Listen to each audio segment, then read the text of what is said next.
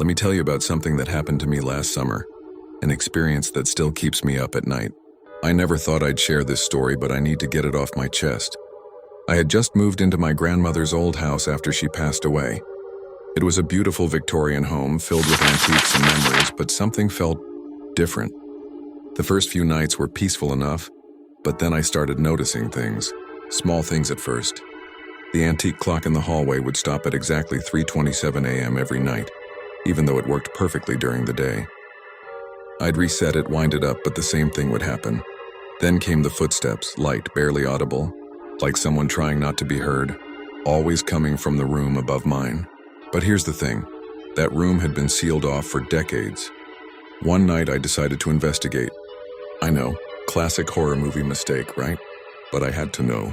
I grabbed a flashlight and made my way upstairs. The door to the sealed room was slightly ajar, which was impossible. I'd checked it that morning and it had been firmly locked. As I pushed the door open, the beam of my flashlight revealed something that made my blood run cold.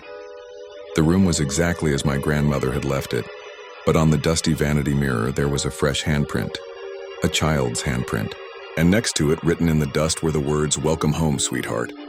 That's when I remembered something my mother had told me years ago. Something about a little sister I never knew I had, who died in this house before I was born. According to family legend, she used to love playing in this very room. I stood there frozen as the temperature dropped dramatically.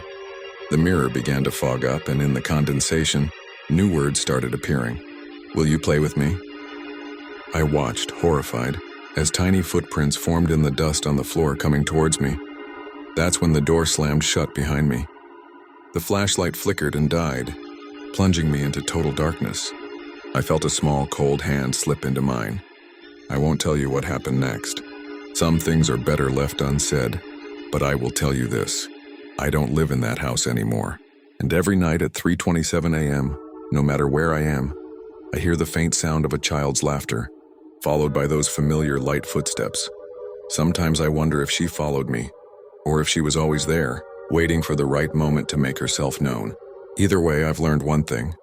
Some doors should remain sealed, some questions should stay unanswered, and some family secrets are buried for a reason. Sleep well tonight.